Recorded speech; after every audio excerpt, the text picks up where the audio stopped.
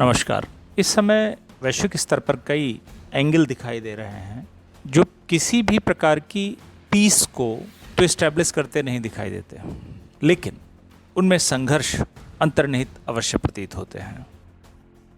अब तक जो ऑब्जर्वेशन आ रहे हैं उसके आधार पर कुछ प्रश्न हैं।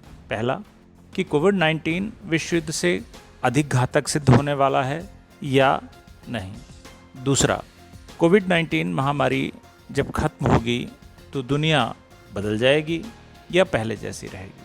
तीसरा, एक महामारी के वैश्विक महामारी बनने और दुनिया को अपनी गिरफ्त में लेने के इस संपूर्ण दौर में उन दो देशों का जो अपने आप को महाशक्ति की श्रेणी में रखते हैं, रखने का दावा करते हैं या हैं, उनकी भूमिका क्या रहेगी। चौथा, क्या इस महामारी ने भूमंडलीकरण और मुक्त बाजार अर्थव्यवस्था को पूरी तरह से खारिज कर दिया है और दुनिया भूमंडलीकरण की अवधारणा के इतर संरक्षणवाद या नव संरक्षणवाद की ओर लौटती हुई दिखाई दे रही है। यदि ये सब कुछ है तो फिर हम इस वर्तमान व्यवस्था को, इस महामारी को और इस जो न्यू जियोपॉलिटिकल, जियो इकोनॉमिक एक साइकोलॉजिकल वार गेम है, उसे किस रूप में देखें। अभी पिछले दिनों G7 समिट को लेकर अमेरिकी प्रेसिडेंट डोनाल्ड ट्रंप ने जब भारत को आमंत्रित किया तो चीन ने इसे एक चीन के खिलाफ गुटबाजी करार दिया। क्या वास्तव में इस प्रकार की गुटबाजियां हैं और क्या ये गुटबाजियां अभी इस पेंडेमिक के दौरान ही शुरू हुई हैं? हम किसी निष्कर्ष पर पहुँचें से पहले हमें कुछ बिंदुओं पर ध्यान देना होगा। पहला, चीन और अमेरिका के बीच की लड़ाई ट्रेड वार के रूप में शुरू नहीं हुई, बल्कि 21वीं सदी की शुरुआती वर्षों से ही ग्लोबल लीडरशिप को लेकर यह लड़ाई शुरू हो गई थी। इसे हमें वहां तक ले जाना होगा जब जिम ओ'नील ने ब्रिक की कल्पना की थी और उस ब्रिक में लीडिंग इकोनॉमीज के तौर पर भारत, चीन, रूस और ब्राज़ील को रखा था। सबसे बड़ी अर्थव्यवस्था होने के नाते चीन इस ब्रिक में लीडर की भूमिका में आ गया और कमोबेश ये फाउंडेशन या ये नई संस्था जो थी वो एक प्रकार से कॉम्पिटिटिव इकोनॉमी के रूप में नज़र आई, जो हो सकता है कि भविष्य में G7 या G20 जो बाद में बना, इसको चैलेंज कर सकती थी। तो यहाँ पर पहला जो स्टेप था वो ये। दूसरा, 2008 को एक विभाजक रेखा के तौर पर देख सकते हैं जब अमेरिका में सब प्राइम अथवा वित्तीय संकट आया। इस समय विश्व बैंक के अर्थशास्त्रियों ने घोषणा कर दी कि विश्व अर्थव्यवस्था अब डीकपल हो रही है, इसलिए यदि अमेरिकी अर्थव्यवस्था का पतन होता भी है तो वैश्विक अर्थव्यवस्था का नेतृत्व एशिया करेगा। जाहिर है एशिया में इकोनॉमिक सुपर पावर चीन था, इसलिए चीन ने इसके बाद जियो स्ट्रेटजी, जियो पॉलिटिक्स, जियो इकोनॉमी की ट्रायंगुलर रणनीति के साथ आगे बढ़ना शुरू कर दिया। उसने सॉफ्ट पावर स्ट्रेटजी को आगे कर वैश्विक आर्थिक संस्थाओं यानी IMF और वर्ल्ड बैंक के विकल्पों को संघाई और बीजिंग में AIIB तथा ब्रिक्स बैंक के रूप में स्थापित किया। अगर इसे जियोपॉलिटिक्स के नज़रिए से देखें तो उसने न्यूयॉर्क और वाशिंगटन के विकल्प को बीजिंग और संघाई में स्थापित करने की कोशिश की। इसके बाद वो अपनी सबसे महत्वाकांक्षी योजना बेल्ट एंड रोड इनिशिएटिव के साथ एकाधिकारिक साम्राज्यवादी अथवा नव उपनिवेशवादी उद्देश्यों को लेकर विश्व के समक्ष प्रस्तुत हुआ। महत्वपूर्ण बात यह है कि अमेरिका के विरोध के बावजूद नाटो सदस्य भी इस belt and road initiative project के साथ स्टेक होल्डर्स बन गए, यानी कमोबेश उन्होंने अमेरिकी लीडरशिप की बजाय चाइनीज लीडरशिप को स्वीकार कर लिया।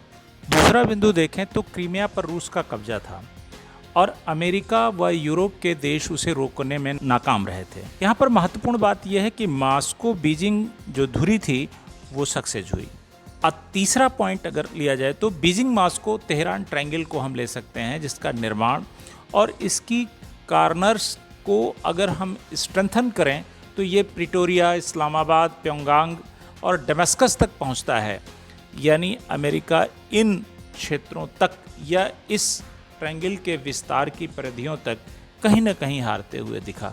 शायद इसी का परिणाम था ट्रेड वार, क्योंकि अमेरिका हर तरह से चीन को रोकना चाहता था। उसका उद्देश्य था चीन की सप्लाई चेन को रोकना, क्योंकि यही एक निर्णायक वेपन था जो चीन की इकोनॉमी की बैकबोन को डैमेज कर सकता था या बहुत हद तक चीन की अर्थव्यवस्था का जो महल, जो उसके निर्यात वेपन्स पर, निर्यात इंस्ट्रूमेंट्स पर टिका हुआ था, निर्यात चेन पे टिका हुआ था, वो टूट जाता तो चाइना गिर जाता। लेकिन हुआ क्या कि चीन हारने वाला ही था, तब तक वुहान वायरस आ गया। यही कारण है कि अमेरिका सीधा निशाना बनाता है कि वुहान वायरस या चाइनीज वायरस ये नेचुरल गिफ्ट नहीं है, बल्कि ये किसी न किसी प्रकार की एक कॉन्स्पिरेसी का परिणाम है।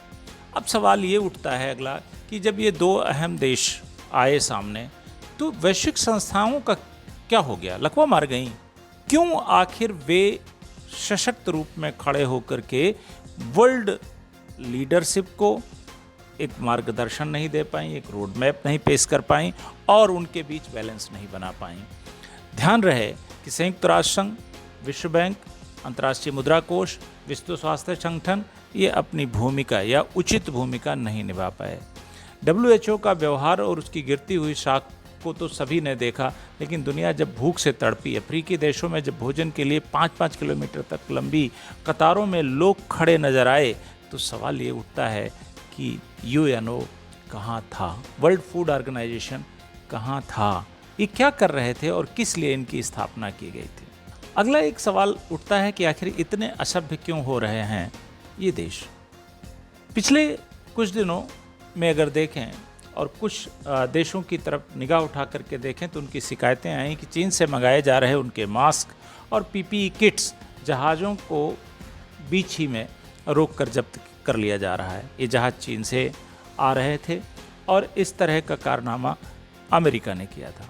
फ्रांस ने इस व्यवहार को मास्कवार करार दिया, जबकि जर्मनी के इंटीरियर मिनिस्टर ने इसे डकैती नाम दिया। उनका कहना है कि भले ही वैश्विक संकट का समय हो, लेकिन हम जंगलियों की तरह बर्ताव तो नहीं कर सकते।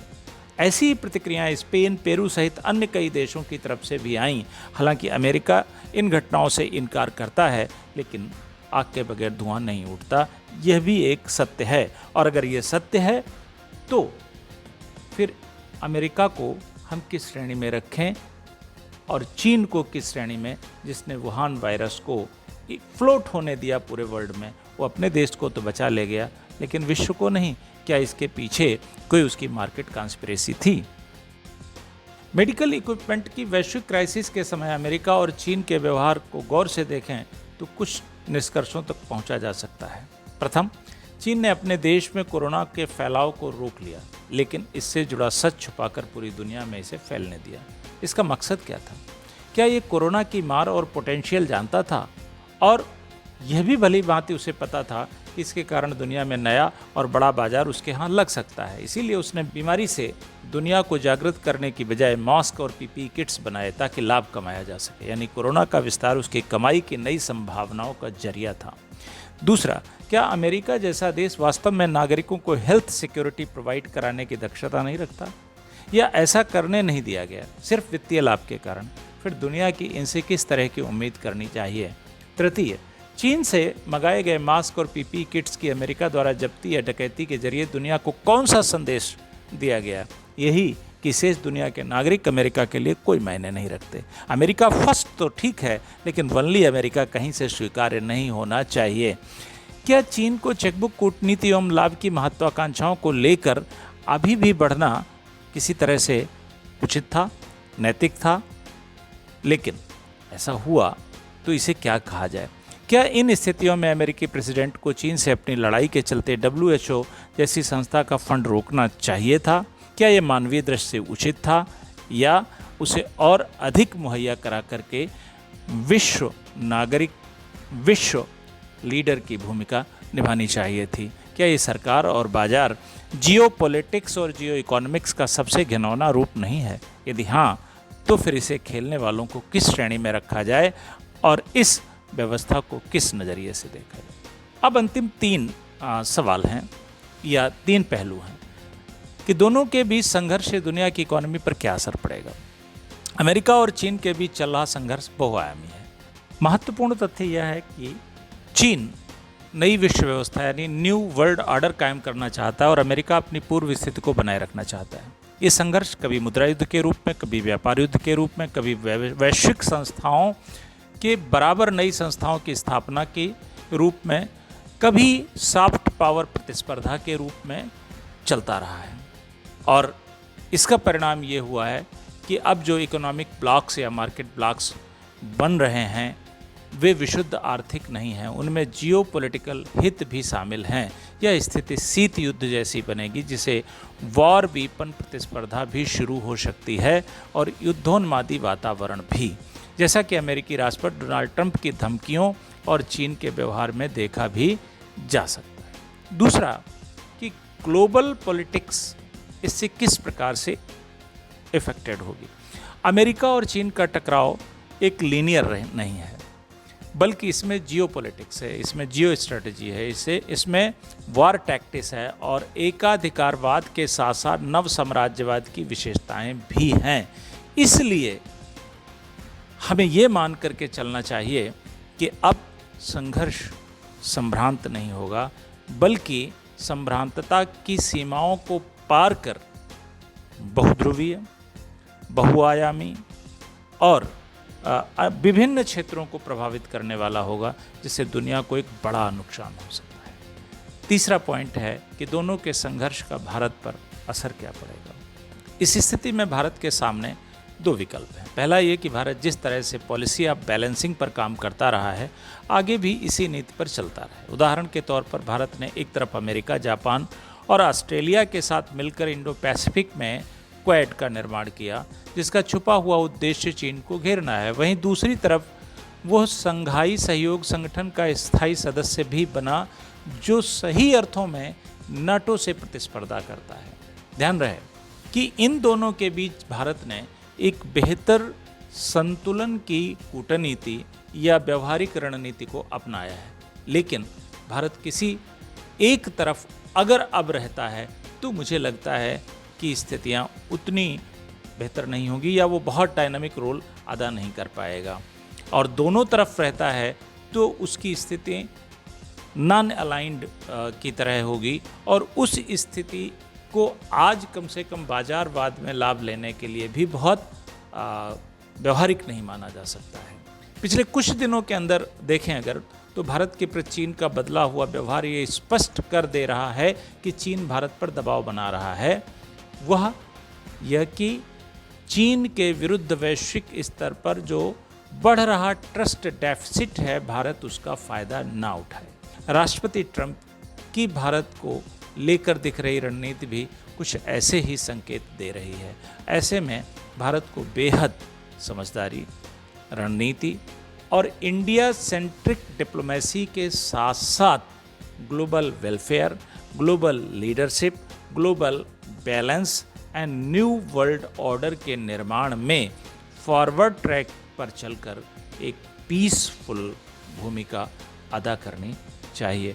उम्मीद है कि हमारी लीडरशिप ऐसा ही करेगी और देश हमारा आगे वर्ल्ड लीडर के क्रम में न्यू वर्ल्ड ऑर्डर में एक श्रेष्ठ या फिर सर्वश्रेष्ठ स्थान हासिल करने में सफल होगा। धन्यवाद।